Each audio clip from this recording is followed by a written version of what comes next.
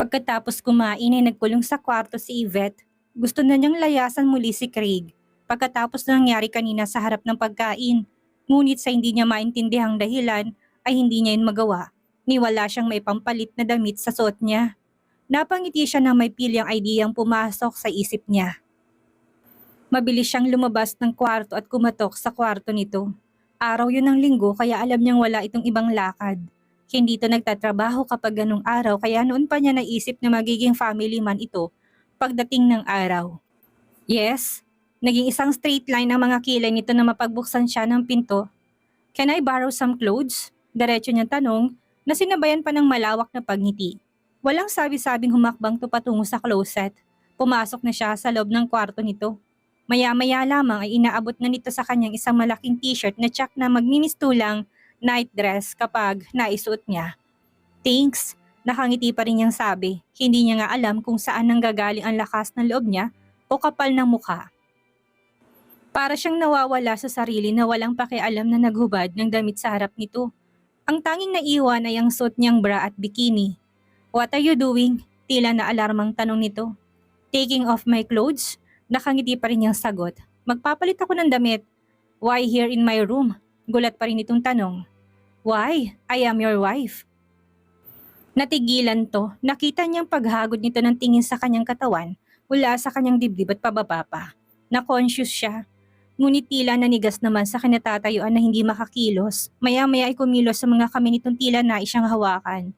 Ngunit imbis na ituloy yung pagtulak ay tumalikod na lamang ito sa kanya. Dito ako matutulog, sabi niya. Mas lalo siyang nagkaroon ng lakas ng loob ng ituloy ang kanyang kapilyahan dahil parang lalo tong gumagwapo habang napipikon. What? Bigla itong humarap sa kanya. What's wrong? I am your wife. Suot na niya ang t-shirt nito. No, marinitong sabi. You better go back to your room and stay there. Hindi na katulad ng dating sitwasyon natin na kailangan magsama sa isang kwarto every time na bumibisita ang parents natin. It's different now. Bakit? Dahil ba dito na naman matutulog ang mistress mong baliw? Si Alana ang tinutukoy niya. At napilitan ka lang na patirahin ako dito dahil ayaw mo nang maistorbo sa inyong dalawa. I'm staying here and I'm sleeping here in your room and that's final. At wala siyang pakialam maski na saan pa humantong ang lahat ng iyon. As far as I am concerned, we never had any relationship. Sabi naman ito, on the process ang ating annulment, sooner or later ay maghihiwalay na tayo ng tuluyan. I don't want to waste my time waiting for the result of the annulment. Kaya magsasama na kayo ni Alana, ganun ba? Biglang nagngit-ngit ang kanyang kalooban, ngunit pinilit niya magtimpi. Hindi niya dapat ipahalata dito na nasasaktan siya sa narinig na yon dahil ayaw niyang isipin ito na nagtagumpay nito sa binalak na paghihiganti sa kanya. Hindi ito sumagot. Wala akong pakialam sa mga plano niyo ni Alana, mariing sabi niya. Pero habang kasal tayo, ako pa rin na may karapatan sa'yo. Matutulog at titira ako rito sa bahay natin hanggat gusto ko. Pagkasabi nun ni walang sabi-sabing nahiga siya sa kama nito. Tumagilid siya paharap sa dingding. Alam niyang tumaas ang laylay ng t-shirt na suot niya sa kanyang hita, ngunit hindi siya kumilos upang ibaba yon. Pakiramdam nga niya ay nakatingin pa rin sa kanya si Craig. Ayaw niyang aminin sa sarili na nanukso siya, ngunit batid niyang ganun ang tamang salita sa ginagawa niya. She couldn't help it. She was in love with him anyway. Not to mention the fact that they were still married. Mas lalong hindi niya makakain tanggapin ngayon na may balak nung pakasalan si Alana. Pakaramdam niya siya si Julia Roberts sa pelikulang My Best Friend's Wedding na gagawin ng lahat mapigilan lamang ang kasal na yon. Bigla siyang nanigas sa kinahihigaan nang may maramdaman siyang gumagapang sa kanyang nakalantad na hita. No, it wasn't an ant or another insect. Hindi rin yung isang bagay na naligaw sa kanyang hita. It was warm and arousing. Ang kamay ni Craig. Pakiramdam ni Yvette ay ilang kilometrong tinakbo ng puso niya at bigla yung hiningal sa pagod. Nanghihina siyang hindi niya maintindihan. Hindi niya maigalaw ang kanyang buong katawan na para siyang nanigas na yelo o ribultong walang buhay. What's happening? Tanong niya sa isip. Is this a dream or a reality? Sa tagal ng pagsasama nila na Craig sa isang bubong ay wala itong ibang nahawakan sa kanya kundi ang kanyang mga kamay. Hindi to kailanman nagtangkang haplusin ng hita niya. Noon lang, she couldn't move. Gusto sana niyang tingnan ito at ang reaksyon nito habang pinaglalakbay ang kamay sa kanyang balat. Ngunit hindi niya alam kung makakaya niya salubungin ang mga mata nito ng mga sandaling iyon. Nilaki ang kanyang mga mata nang maramdamang nakapanik ng kamay nito sa kanyang pangilalim. Sumisiksik na daliri nito sa suot niyang bikini. Para nagpupumilit ng makapasok sa loob nun na tila may hinahanap. Craig! Anas niya, lalo siyang nanigas. Hindi niya kayang tutulan ng ginagawa ng tila makapangyarihang kamay. Nayakap na lang niya na mahigpit ang katabing unan. Pakiramdam niya ay mapuputulan siya ng hininga nang maramdamang nakahawak na ito sa selang bahagi ng katawan niya. Craig! Malakas na sabi bago mabilis na bumangon. Walang sabi-sabing sinampal niya ito ng malakas. What do you think you're doing, ha? Ang iwanan ako ng souvenir bago tuluyang magkahiwalay? What is your problem? Marin itong sabi. Nasa mukha nitong pananabik sa kanya. Namumula ng gustong buong mukha nito. Nanginginig ang mga kamay, tila naiinis at naputol kaagad ang sandaling iyon. Ang lakas ng loob mong mag-flirt, hindi mo naman pala kayang panindigan. Mga akit ka at pagkatapos, hindi ka naman pala bibigay. I'm not flirting with you, malakas niyang tanggi. Hindi ko na kasalanan kung natukso ka sa akin. Hindi ko na problema yon. Ang hirap kasi sa inyong mga lalaki, makakita pa lang kayo ng katawan ng babae, bumibigay na kayo kaagad. Really? Lalong namulang mukha nito. Pagkatapos dahan-dahan tong umusog palapit sa kanya, bigla naman siyang napasiksik sa headboard ng kama. Oo, what are you going to do? Nanginginig ang buong katawang tanong niya. Iiwas na siya bago pa man lubos na magkalapit muli ang mga katawan nila dahil tsak na hindi na niya mapipilit ang sariling layuan ito. Oras na maramdaman na naman niyang mga haplos nito. Walang tugon na nagpatuloy ito sa paglapit. Balak niya sanang tumayo, ngunit mabilis siyang naharangan ng mga baraso nito. Then he slowly lowered his face to hers. Napasinghap siya nang halos magtagpo ng kanilang mga labi. Parang gusto pa niya itong pagalitan at hindi kaagad siya nito hinalikan. Noon pa man ay masyado ka nang mailap sa akin. Anito sa mahinang boses. Masyadong malit ang tingin mo sa akin. Amoy putik ako para sa pang-amoy mo. I was nobody to you. Katulad ni Doodle na nasusuka sa pabango mo. Ganun ka rin sa akin. Now that we're closer, Yvette, sabihin mong mabaho ako, na amoy putik ako, na wala akong karapatang lumapit sa'yo dahil hindi tayo bagay. Tell me, and I'll leave right this very minute. Gusto niyang sundin to ngunit hindi niya maibuka ang kanyang bibig. Nalalanghap na niyang mabangong hininga nito. Nakatitig na siya sa mga labi nito. Naghihintay na lumapat ang mga labi nito. Subalit bakit tila pinasasabik pa siya nito ng husto? Alam na ba nito kung anong totoong nararamdaman niya? Nakakita na ba ito ng tamang panahon upang pasakitan siyang lalo? I can't, nasabi na lang niya at napapikit. Kasabay nun natuluyan ng lumapat sa mga labi niyang mga labi nito. Mas lalong hindi niya nagawang labanan ang dinikit ng kanyang puso. Palalim ng palalim ang mga halik nito kung saang bahagi naman ng katawan niya nakakarating ang malikot nitong kamay. He cupped her breast gently. He caressed her stomach, her navel, her legs. Bumaba ang mga labi nito sa kanyang leeg. Pakiramdam niya nagiiwan ng kiss mark ang bawat halik nito. She moaned with pleasure. Hindi niya gugustuhin matapos ang sandaling yon. Hindi na siya natatakot na matuloy ang nangyayari kung hindi sa posibilidad na baka may gumambala sa kanila. Napasigaw siya nang biglang may kumatok sa pinto. Ayaw man niyang tumayo ay pinilit na niyang sarili kaysa isipin ni Craig na gustong-gusto naman niya ang ginagawa nito. Shit! Bulalas nito sabay binagsak ang pawisang katawan sa kama. Inayos na sarili bago binuksan ang pinto. Hi, si Ma'am? Gulat na saad ni Berta. Hindi pa nakontento, sinuyot pa siya nito ng tingin mula ulo hanggang paa. Suot yung kamisita ni Sir? Tila hindi makapaniwalang saad nito. Nakalimutan ko magdala ng gamit, katwiran niya. At nakalimutan niyo rin ba na dati hiwalay kayo ng kwarto ni Sir? Napasulyap to kay Craig na nung nakadapa sa kama. Anong nangyayari ma'am? Usisa pa rin ni Berta. Nakaistorbo ba ako? Berta, anong kailangan mo? Napupundi na niyang tanong, bakit ka kumatok? May bisita po kasi kayo sa ibaba. Pagbibigay alam nito. Pinuntahan ko po kayo sa kwarto niyo pero wala kayo roon. Sino raw? Curious niyang tanong. Naisip niyang baka isa kina kaya Tony yon. Yun pa rin pong dating naghahanap sa inyo. Si Marlo?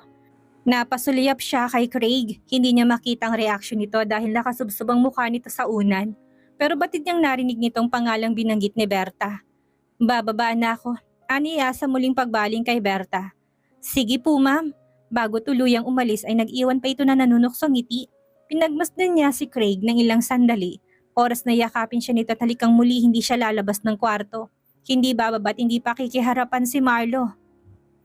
Ngunit matagal na siyang nakatayo doon na hindi pa rin to kumikilos. Mabibigat ang mga hakbang na dinampot niyang mga damit at lumabas na siya ng kwarto. Isinot niya ang damit na suot niya kanina bago hinarap si Marlo sa sala. Galing ako sa bahay niyo, ani Marlo kay Yvette nang bumaba siya sa sala. Narito ka raw. At first, I didn't believe your mother. Nagpadala ako ng flowers, enclosing my cellphone numbers pero hindi ka man lang tumawag. Ibinasura rin kasi niya ang mga bulaklak na iyon kasama ang card.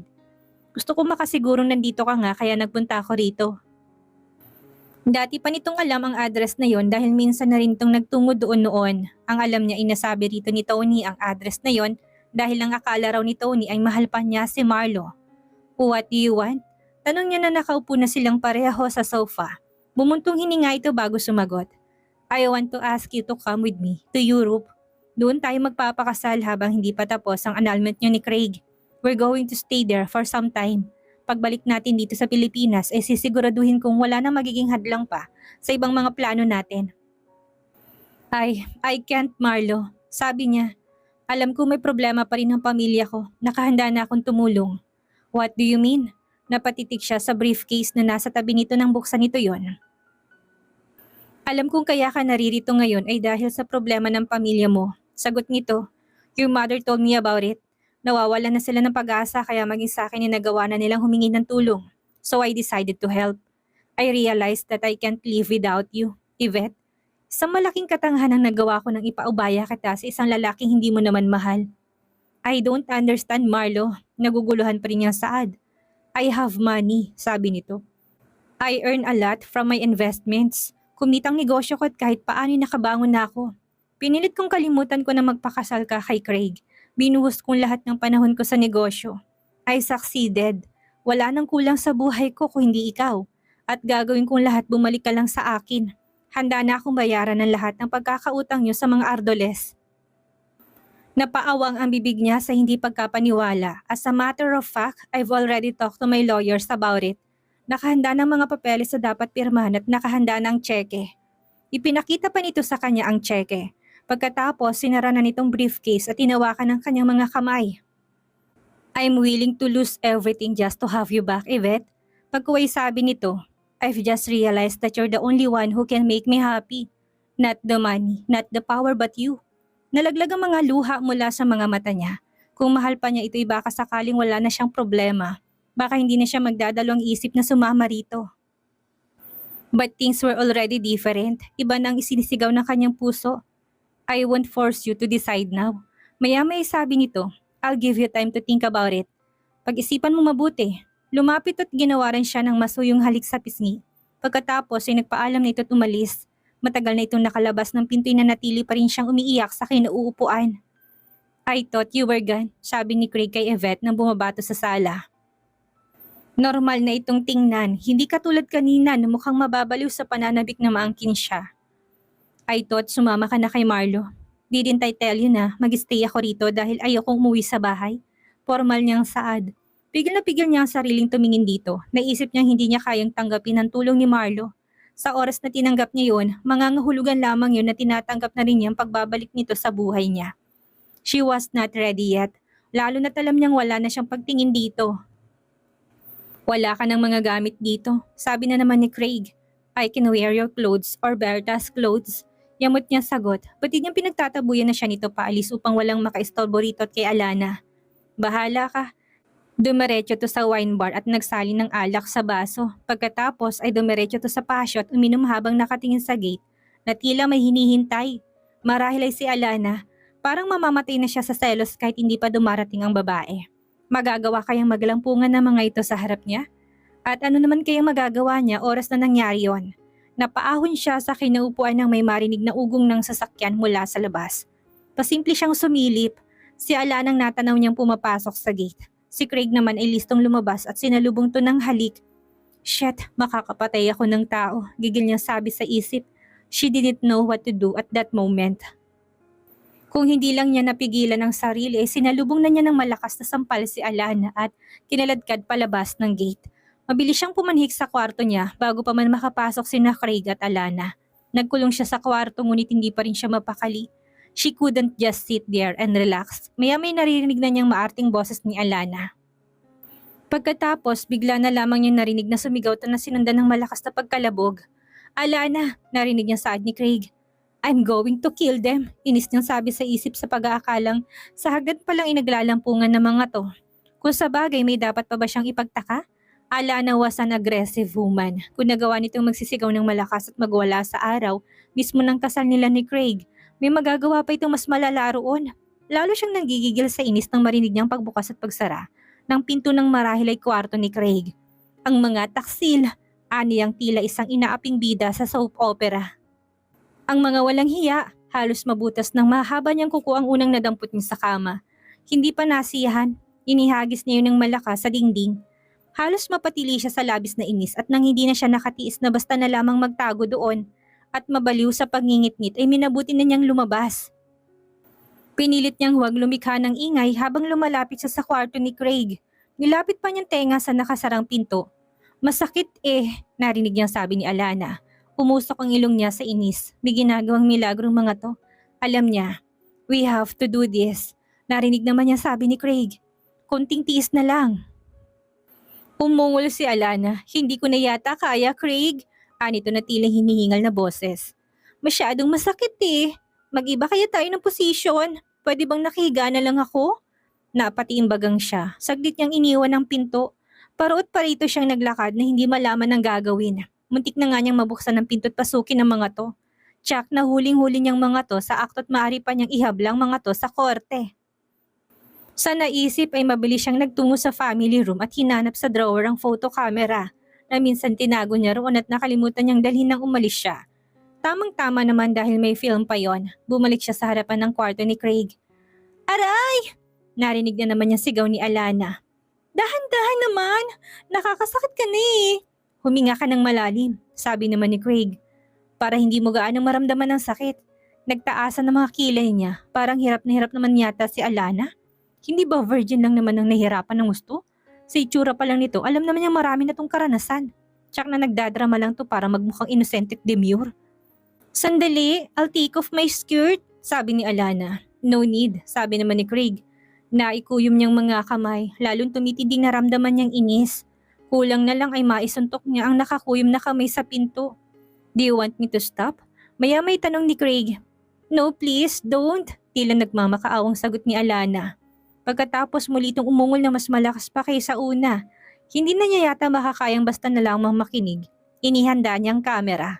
Nag-ipon siya ng lakas ng loob bago mabilis na binuksan ang pinto at kinuha na ng litratong mga to. Nang alisin niya ang kamera sa mukha niya, napatunganga siya sa nakita. Nakahiga si Alana sa kama, nakaupo naman sa paanan nito si Craig at hinihimas-himas ang binti nito.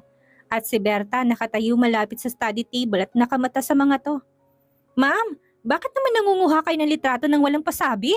Nagtatakang tanong ni Berta habang sina Craig at Alana ay nakatanga rin sa kanya at tila hindi din makapaniwala sa ginawa niya. Hindi tuloy ako nakaayos? Lumapit to sa dresser at nagsuklay ng buhok gamit ang suklay ni Craig. O ayan ma'am, ready na ako. Anitong pagbaling sa kanya. Kuhanan niyo na ako. Hindi pinansin ang pagpapakyut ni Berta na binalingan niya sina Craig at Alana. Are you okay? Maskad ang mukha nitong tanong ni Alana. Bakit bigla ka naman yata naging reporter? Na bigla na lang sumusulpot para kumuha ng litrato? What happened? Hindi makatingin ng diretso kay Craig na tanong niya. Walang sumagot kina Craig at Alana. Nakangiwi si Alana na tila nasasaktan habang patuloy pa rin si Craig sa paghihimas sa binti nito. Hay naku ma'am, nahulog sa hagdan si Ma'am Alana, sabat ni Berta. Kitang-kita ko na lumagapak siya sa sahig. Ang sakit nun. Tapos nabalian pa yata ng buto sa binti niya. Shut up, stupid! Baling ni Alana kay Berta. Ang hindi ko lang ho kasi maintindihan ay kung bakit gustong-gusto niyong umakyat kaagad sa kwarto ni Sir Craig. Sa tuwing dumarating kayo dito. Diretso pa ring sad ni Berta kay Alana. Parang parati kayong sabik na makatungtong sa kwartong to. Ano bang meron dito? I said, shut up! Sigaw ni Alana rito. Tama na yan. Kunot noong sabad ni Craig. Why are you still here, Berta? Baling nito sa katulong. Hindi ba tang sabi ko'y tawagan mo si Dr. Valdez? Ay, oo nga ho pala. Napapalatak na sabi nito. Binabantayan ko ho kasi si Ma'am Alana Baka bigla na namang maghubad. Pagkasabi nun lista na tong lumabas bago pa man tumama ritong una na binato ni Alana. Parusa yun sa mga taong hindi makontento sa sarili nilang bahay. Pasaring niya kay Alana. Kapag hindi ka tumigil, ako mismo maghuhulog sa'yo sa hagdan. banta nito na dinuro pa siya. Ay, takot ako! Nanginis niyang sabi. Paano mo magagawa yun kung hindi mo maigalaw ang mga paa mo? Why don't you just go home, Alana, at magbilang ka ng butiki sa kisame ng kwarto mo?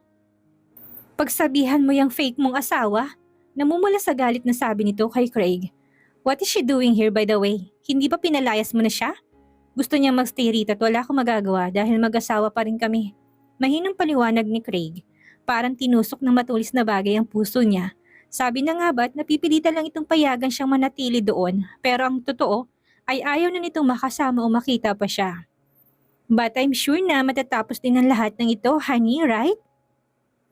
Tanong ni Alana habang hinahaplos-haplos ang pisngi ni Craig. Right, sagot ni Craig. Sa lalong madaling panahon, maliban sa dumurugo na naninikip ng kanyang dibdib. Parang gusto na niyang gayahin ang drama ng mama niyang sakit sa puso para lang mabaling sa kanya ang atensyon ni Craig. Pero tila wala itong balak na sulyupan man lang siya dahil nakatuon ang mga mata nito kay Alana. Ang tanging hawak niya ay ang kapirasong papel ng kasal nila. Hindi niya hawak ang puso nito, ang pinaka-importanting bagay sa lahat. And that made her the loser. I am leaving, mahina niyang paalam. Pumiyok pa ang kanyang boses. Good, sabi ni Alana. Will I expect na bukas ay matatanggap na kami summons mula sa korte dahil idinemanda mo na kami ng adultery? Wala akong mapapala kung gagawin ko yon. Pilit niyang pinatatag ang kanyang boses. Ayoko mag-aksaya ng panahon sa isang taong hindi naman mahalaga sa akin. Pagkasabi na ni mabilis na siyang lumabas ng kwarto at kinabig pa sara ang pinto.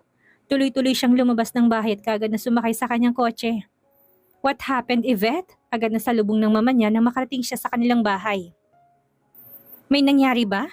Napapayag mo na ba si Craig na makipagbalikan sa'yo? Umuwi ka lang ba rito para kunin ang mga gamit mo? Tell me, Iha. There is no hope for reconciliation, mariin niyang sabi. Nakipagbalikan na si Craig kay Alana. No! Natutup nitong bibig.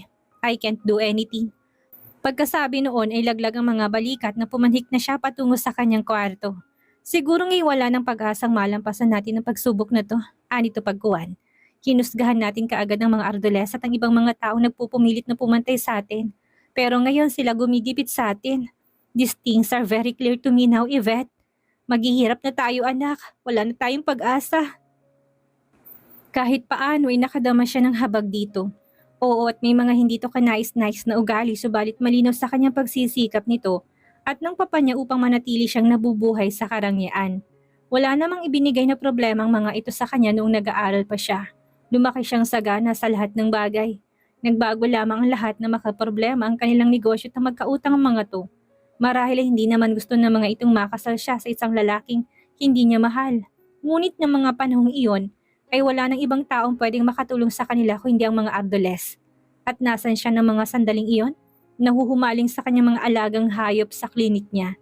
Ni minsan hindi niya naisip ni iwanan ang bagay na yon para tulungan ang mga to. Kung may nagawang pagkakamali ang mga ito sa kanya, may nagawa rin siyang pagkakamali sa mga ito. I'm sorry, Yvette. Nakatungong sabi ng kanyang mama. We failed. Bigo kaming maihahon. Ang negosyong tanging magandang bagay na maibibigay namin sa'yo kapag wala na kami. Your father and I failed. I'm so sorry. I don't know if it's the right thing to do, Mama. Sabi niya pagkuhan. Pero kung ito lang ang tanging paraan para matulungan ko kayo, I'm willing to do it.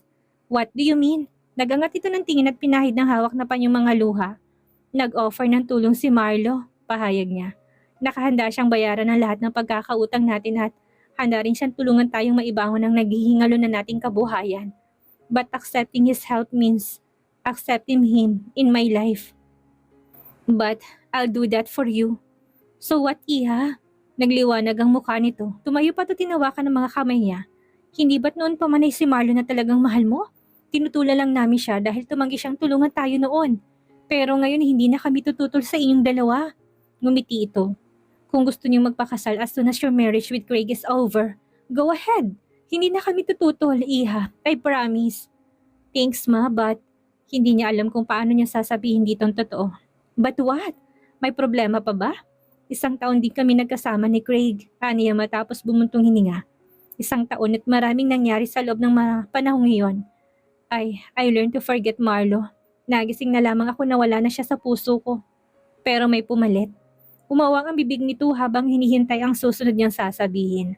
Si Craig. Pero alam ko namang hindi ganun ang nararamdaman niya para sa akin, Mama. Tuloy na siyang napaiyak. He still loves Alana. He married me for revenge at kahit na nagbago yun, he hates me. Hindi niya makakalimutan ang pangahamak natin sa kanya at sa pamilya na noon. He'll never love me, Mama. Never.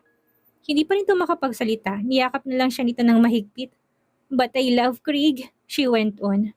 Very much. At hindi na naman niya napigilan ang pagbalik ng mga alaala ng nakaraan sa kanyang isip.